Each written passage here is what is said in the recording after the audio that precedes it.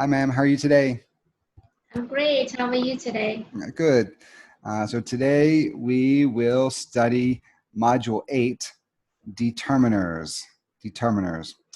So determiners are, we did articles recently. Determiners, similar to articles, are very small words that modify nouns, but similar to articles, these words are really important to understanding the sentence. So in my experience, my most advanced students often struggle the most with these little words.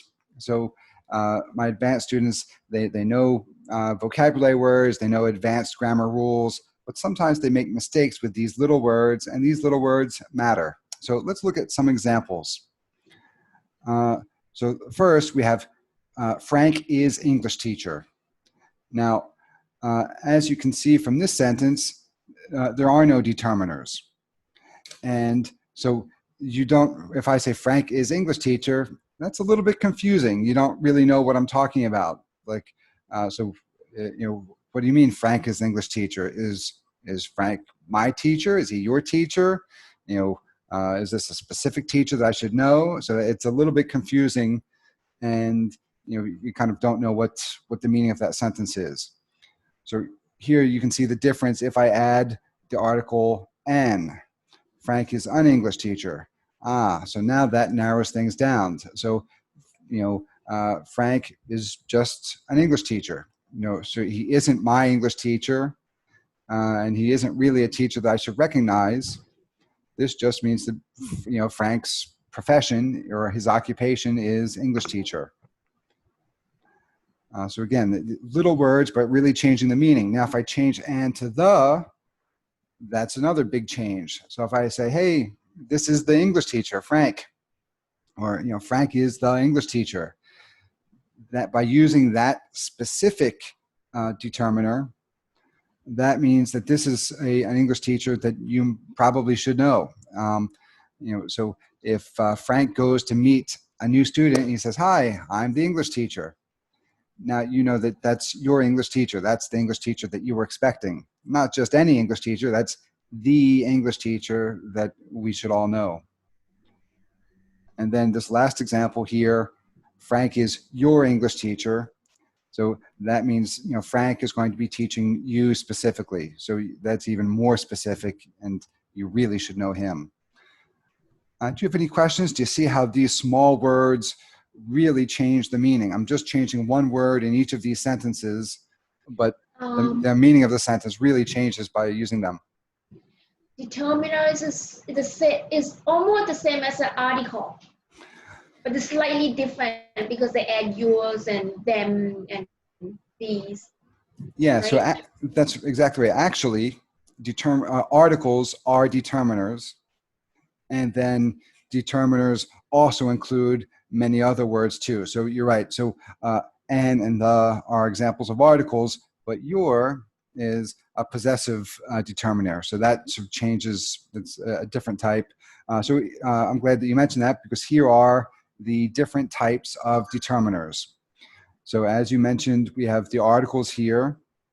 Then we have demonstratives, this, that, these, those. Possessives, this is your English teacher, my English teacher, his English teacher. And then we have quantifiers. So quantifiers will answer the question, how many? A few, a little, some, enough. Distributives. So all, both, half, neither. So again, these are little words that you would put before the noun that gives you more information about the noun. So that's the most important thing to realize about determiners.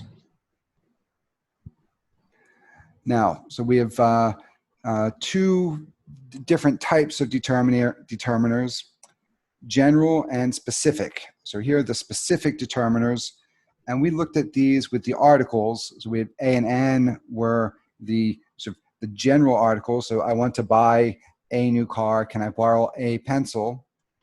And then we have the specific determiner article. Oh, the pencil over there is mine, or the red car is hers.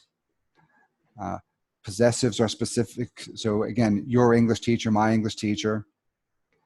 Demonstratives are specific. Oh, I would like that cake over there, or how much does this cake cost? So I'm talking about specific items. Which one do you want? So again, we're using that for specific things.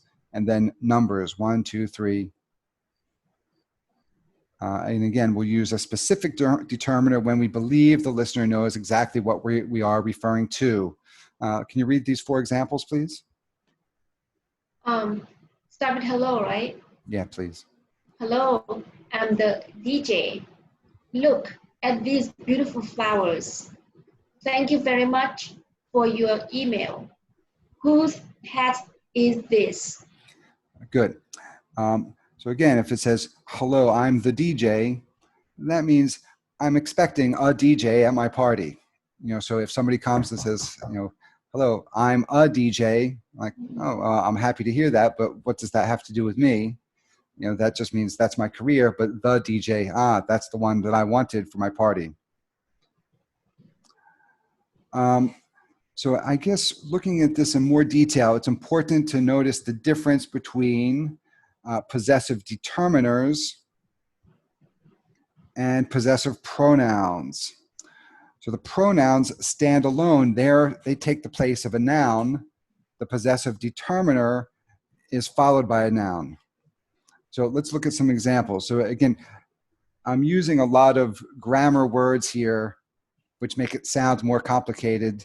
But really, if you look at the main ideas, they're not so difficult. So a pronoun takes the place of a noun, so that can stand alone. But a determiner modifies a noun, so it must go with a noun. So here's some examples. This is my house. So is this a possessive pronoun or a determiner? My house. Determiner? That's right. How did you know? My house.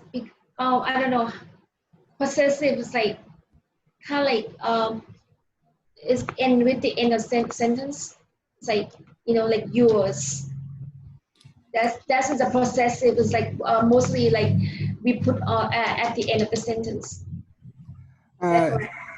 Yeah. So I guess I have to think about that one a little bit. The most important thing is that it came before the noun. So my house, that's, so whose house is this? This is my house. So this is determining, it's modifying, it's giving you information about the noun. But, that car is yours. So this is a pronoun. So it's not followed by a noun. So you're right when you say, at the end of the sentence, but I think it doesn't have to be